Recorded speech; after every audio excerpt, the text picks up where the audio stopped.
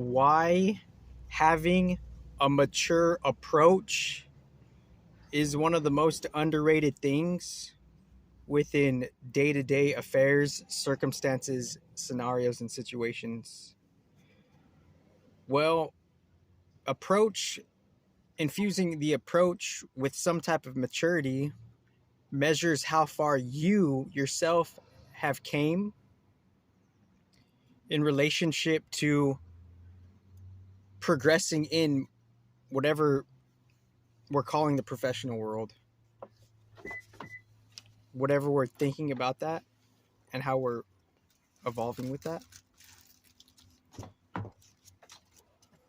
So it's like underrated. Why is it underrated? Because we don't know the effectivity of what how it's actually, it's its own unique mechanism working through our life. It's working through our life by helping us sail through our life, helping us navigate through our life, particularly with the notion of focusing on mature approach. Because what mature approach does, it's seeing how far your natural self has came, quote unquote, divine feminine or whatever, end quote, and then seeing where there's fallacies or not fallacies within your logical mind character.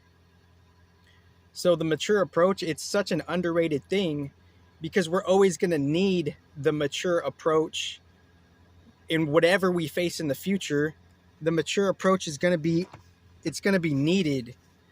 But if we don't have the particular contemplation on and the working with mature approach, we won't necessarily like be able to meld our like professional life within whatever we are as like, a natural being, because the natural being, it goes in and out of, the quote unquote professional arena, end quote. It's a role. Everyone has different roles within themselves that they play with or they participate with. And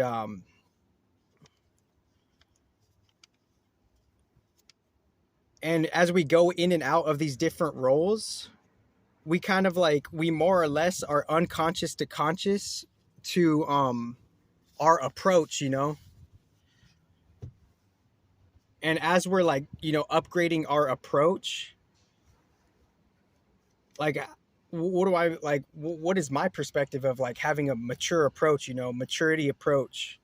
Well, it's like having like, a proper reaction, knowing how to behave respectively, behavior and reaction to like, anything that could happen in the future. Because like, that's like the future from here to the future. That's like so much different. It's so much different. So many, like, it's pretty much, it's something of an infinity, right? Something of an infinity from here to the future is something of an infinity.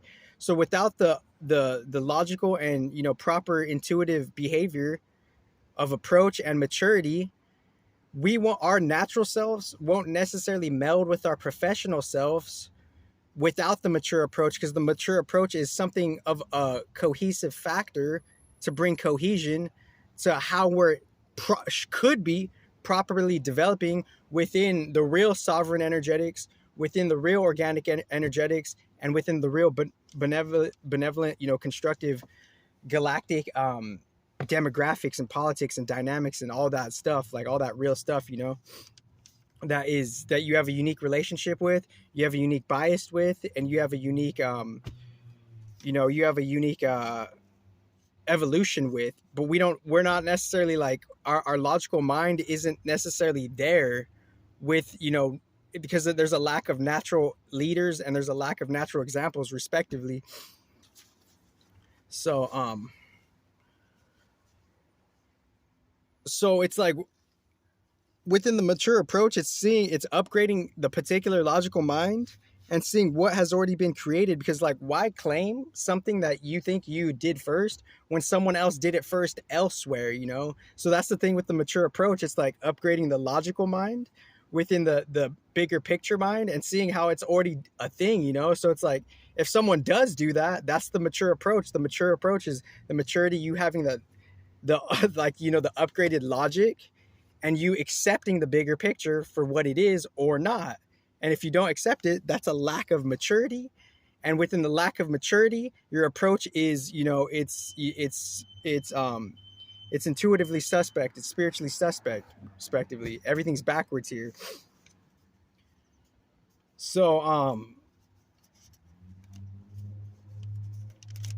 so within the mature approach, it's like it's kind of like being in between, you know, accepting the real bigger picture, like for real, with like everything you got without any type of facade or any type of outdated system. And the mature approach connects the bigger picture mind within the real updated logical mind without the gimmicks and the false representations of it. Because why claim something that you did first? Why be the false? Why have a false claim and a false ownership of something you did first when in these times the bigger picture could actually prove, verify with accuracy, see the real validity of who, like, where it actually originated for real though. So like, that's one way to transform the outdated systems of, you know, whatever, you know, whatever defects it has in it, whether it, and it, regardless of how you recognize that or not, that's your own mature approach subjectivity that could be measured. So so this is kind of a raw one too, you know. It's kind of like, it's direct, raw and direct, you know. So like with the mature approach, like the mature approach is updating the logic and saying like, okay, someone can falsely claim that they think they did something first when there's a track record where it's already been done elsewhere, you know? So they're scrambling within the lower octave of the logical mind. That's literally where they're at in the bigger picture, you know, and they're clinging on to the outdated system that's in that lower octave collective logical mind. So it's just a basic, you know, map, literally. So it's like, that's the mature approach. It's like, why claim something that you think you founded when someone else already did that, you know? That doesn't make sense. And like, obviously, like, check my accuracy, of course. So that's the mature approach. The mature approach is like recognizing, okay, someone can do that. Now let me have the mature approach and let me ground the bigger picture dynamics. And as I'm grounding the bigger picture dynamics with grace and balance, then it doesn't have to affect me, you know, that temporary thing. And a higher advanced AI measuring the temporality of everything. So as it measures the temporality of everything, then we could see how we could actually have spiritual sovereignty. And it's like, I get it, you know, like, your campaign is your campaign, but if you're aversive to you know, the real proposal and proposition of perfect comparison, then that you know, that notion of fear is building into your character. It's building into your spiritual, you know, your life. But that's so this is like really like, and this is like really like rated like S. It's rated seriously super, or super serious, or, you know, neutrally and respectively, like trying to make a real point here. So the mature approach, it's really underrated. And I wrote a little page here to recall some other notes as well. And the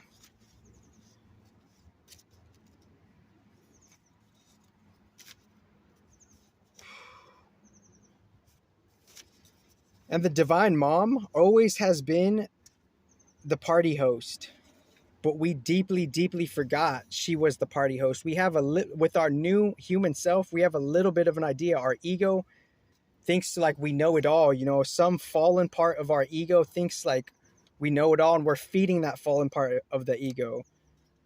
You know, there could be different arrangements and formats, of course, for like how we look at things, but for one format and arrangement, equilibrium open source before the whole planet Earth was a thing. There's three types of egos in one casual intuitive example. There's the constructive ego of your new human balance self that is like, really connecting with like, the balanced spirit. So that's the positive ego. There's the shadow ego, which is not the bad shadow or the good shadow. It's just the shadow, that which is behind. And then there's the fallen ego. So there's three different types of egos. There's the positive ego.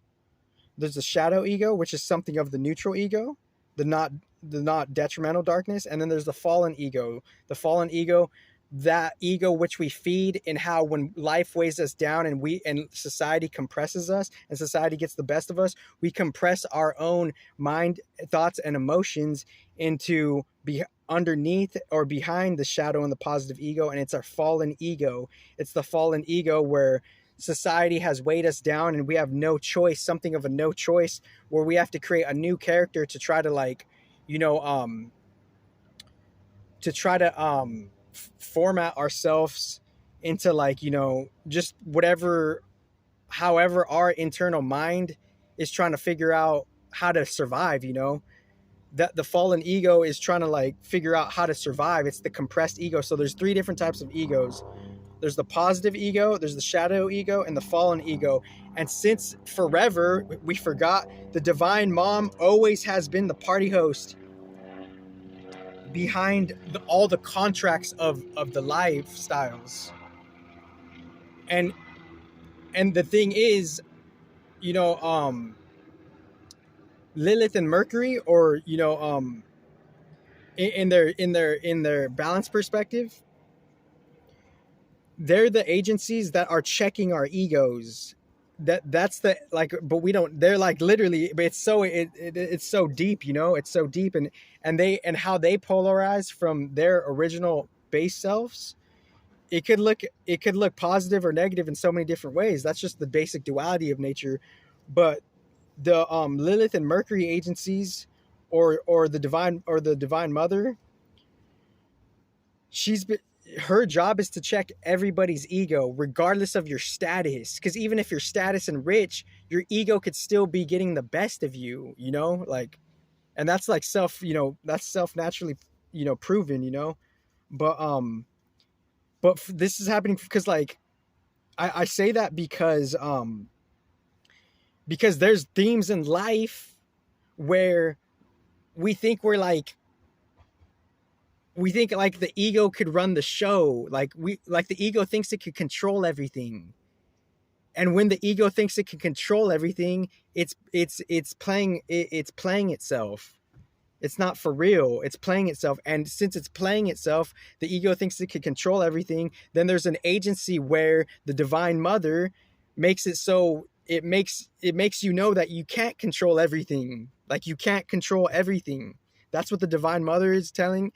That's what the divine mother, and then Mercury is like the forerunner of that shit, low key. And for me to unlock that, and influence that originally, now everyone's capitalizing off of, some shit that they just got influenced by, like, something of a free ride. That's just what it is. Check my accuracy. Correct me if I'm wrong.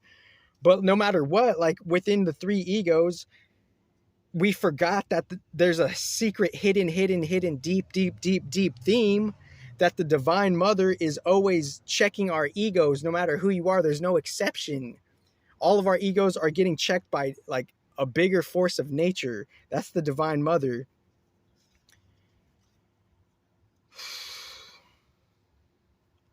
And so there's different factions of like, the quote unquote, the material reality matrix, and how the humans are a thing, and then just the spiritual matrix, how there's other deeper esoteric agencies around, different agencies than the material inclusive agencies within agencies. There's other agencies aside from the material matrix agencies. But the material matrix agencies, why is it that they could get confused?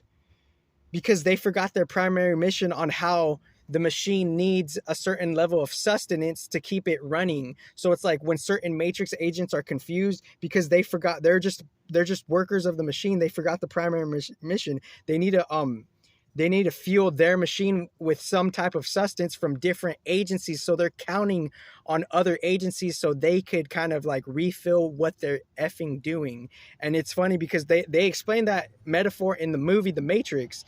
That metaphor is particularly explained in the Matrix movie. Like the Matrix needs, the humans and stuff, and that yin and yang kind of thing. So the quote unquote agents of the Matrix, end quote, they could be confused and lost on that notion how it's actually, aside from the detrimental expression, behind the scenes it's a give and take relationship. But we're like in a detrimental shadow of the give and take relationship. That's the essence of 3D disaster is. We're not necessarily seeing the give and take relationship of how the Matrix originally was, because this part of the Matrix, on a neutral standard experiment, it went into a level of a particular type of unknowing darkness. And that unknowing darkness, that was the experiment. That was the hard experiment to see what would come of, lesser information, lesser knowing. That was the game itself. So you could see why people are you could see why the quote unquote agents, end quote, are confused, because they're just doing what they're paid to do. That they are where they're at based on their their soul evolution and their material evolution, and their soul evolution has volunteered to be playing that role, for the material matrix, just that polarity wise. And they're subject to getting more confused because they don't know how the matrix has a different positive constructive yin and yang dynamic. They forgot that. So it's like they're like, why is this happening, why is that happening? Because you don't know how the matrix needs to be running.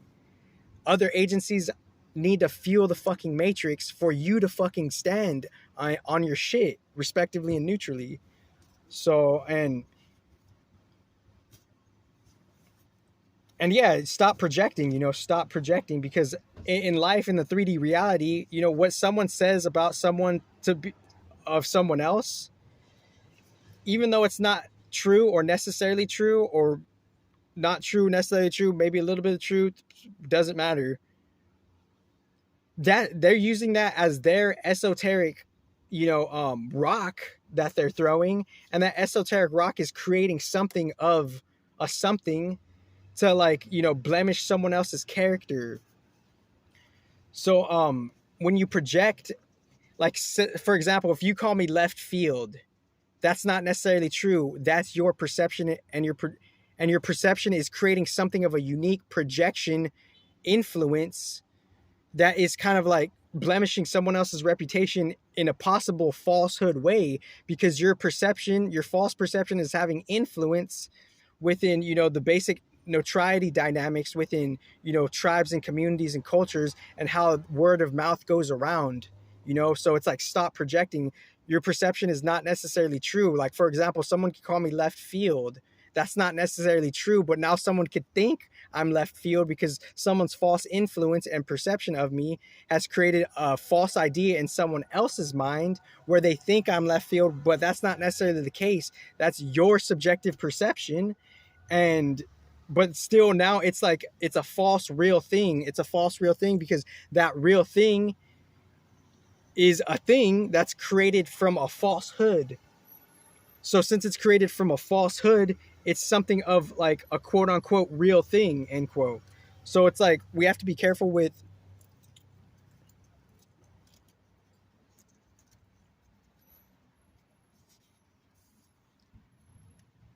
and I could read this little note, but so all these casual mini agendas are mini programs. And these mini agendas and these mini programs, they're like psychological bundles of thought intentions and thought motives. Because even racism, it's an illusion. It's a psychological program agenda. It's just a projection perception being used to infiltrate someone's mind. Like, and racism is a psychological program that could inhabit as a program, as a metaphysical program in something's mind, as something, as a quote unquote real thing, end quote, derived from a falsehood. It's predicated off the grounds esoterically from false energies and perspectives. So it's like we have to be careful with projecting our false perceptions upon other people.